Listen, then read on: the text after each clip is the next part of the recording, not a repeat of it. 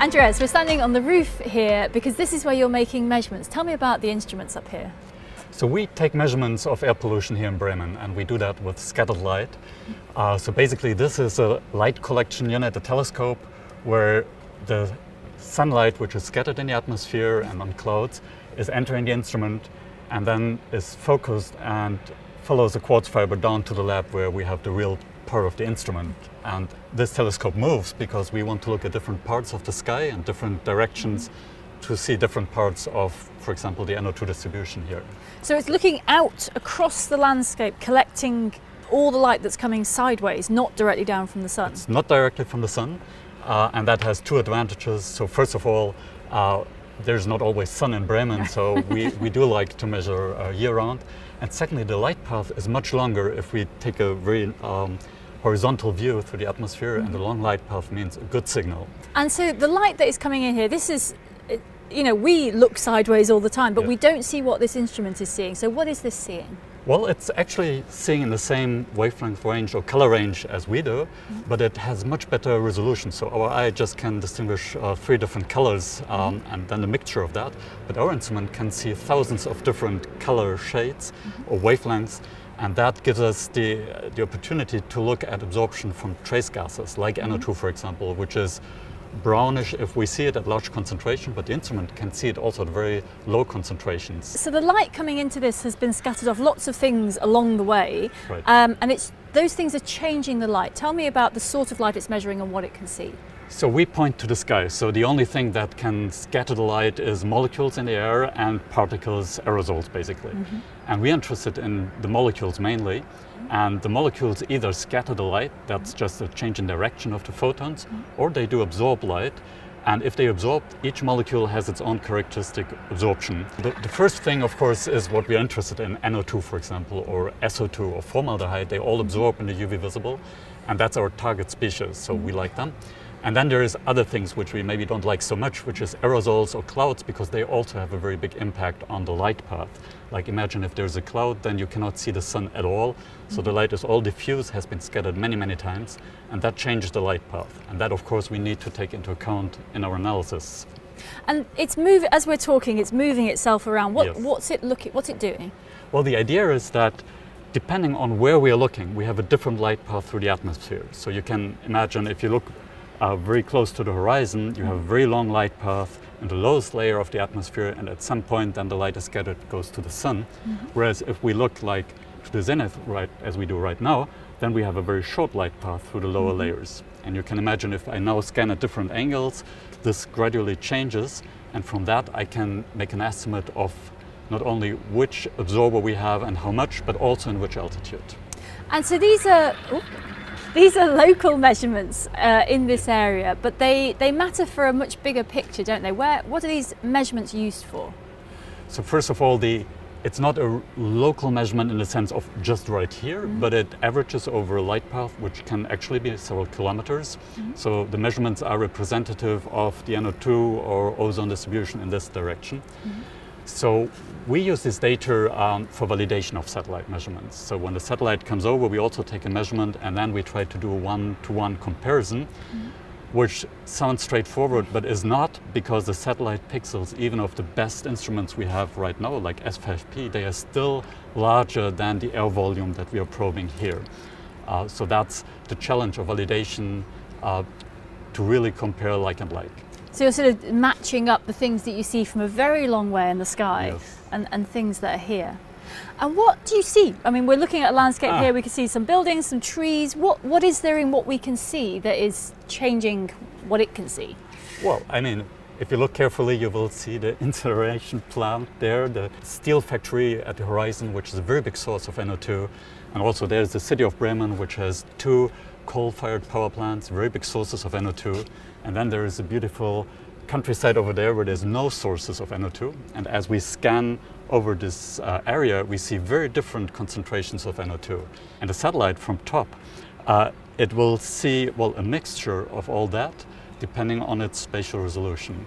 And how much does it vary with time of year, for example, or what day of the week it is? Oh, very much. I mean, day of the week signals, Sundays have quite lower signals on average than weekdays, which tells us that a lot of this is coming from transport, from road transport. So you can see from space that it's Sunday. Absolutely. You can also see, as you might know, the dominant religion of people living there, because not everyone has their day off on Sunday. So you can see different patterns over the Earth. And interestingly, 10 years ago, there was no weekly cycle over China because people were like working all the time. But nowadays you start seeing that, which tells you that they are more moving towards our lifestyle with a weekend off. So hidden within these invisible gases that we can't see, there are patterns. We are leaving fingerprints on the atmosphere. How is that changing over the long term? Well, over the long term, luckily for Europe and for the US, also for Japan, things have been improving very much. I mean, there is more and more filters built into cars, like catalytic converters, filters into power plants. Also, the type of fuel we're using is changing. We use much more clean fuels like gas. And then, as you can see on the horizon, we're moving towards renewable energy, and that all helps to improve air quality here in Europe. So NO2 values have been decreasing for 20 years now, and they are about half as high as they used to be. And at the same time, of course, in places where industry is being built up, like in Asia, air pollution gets worse and worse. And tell me a little bit about the other measurements you're making on the roof, and also which satellites that data can be compared with. So for this instrument, which uses UV visible light, we compare it to instruments which work, well, basically in the same way. That's like instruments like GOM, Skiamaki, GOM2, OMI, and now the latest one, Sentinel-5 precursor S5P instrument. That's the satellites that we are trying to validate. But you can also measure in the infrared part of the spectrum, and that's about climate gases like CO2, methane, CO also. And that's done actually under this dome, because this instrument, it uses direct sunlight, so it needs to be closed when the weather is not so good. And they use the infrared part of the spectrum. And their measurements can then, for example, the methane and CO measurements done here can be compared, well, to Skiamaki data or to Sentinel-5P data. CO2 measurements can be compared to OCO satellite. So it's basically the same principle, absorption spectroscopy, but using direct sunlight and a different spectral range. But there's a problem here, presumably, because in the summer you're more likely to have sunny days, and in Absolutely. the winter not so many sunny days. So how do you manage that difference? Well, it's a problem for validation because you're not sampling evenly. It's also a problem for these measurements where you have the cloud issue, which is more severe in winter. On one hand, there's not much we can do about it because there's only so many measurements we can take. But one way to address this is to use models, because the model may not be perfectly accurate, but it can very well simulate like a seasonal variability or also a diurnal cycle. And by using this information from the model and applying it to the measurements, you can make them more comparable and avoid this type of bias. And let's go back to this instrument here. So we've got lots of things coming out of the back of it, Right. and these are going. Tell me what they are and where they're going. Well, basically, the most important thing is the light, which goes through this quartz fiber bundle here. And all the other cables are mainly power and signal to operate the movements. And they all go down to the lab. Actually, if you follow the line, then we go downstairs where the computer control is, and the spectrometer and the detectors and well, all the electronics we need. So let's go down and have a look at what's going on down there. Okay. Please come with me.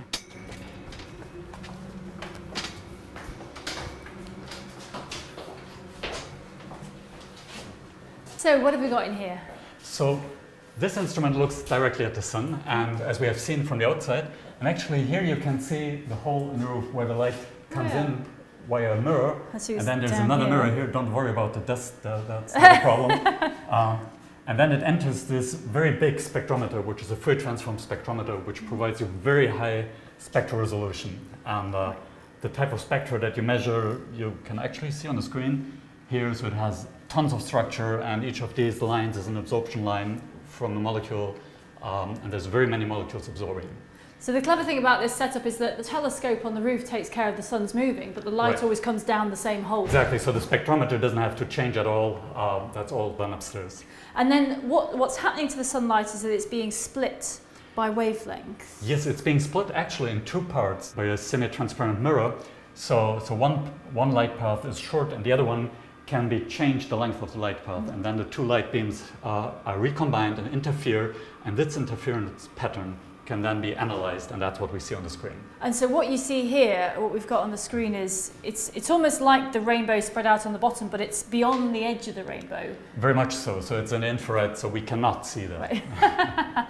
But there's lots of information in there, and it's all those tiny, it looks to a human who doesn't recognize it, it looks just very messy, but actually all those little zigzaggy lines, that's information. That's information. That's all the absorption lines from the different molecules.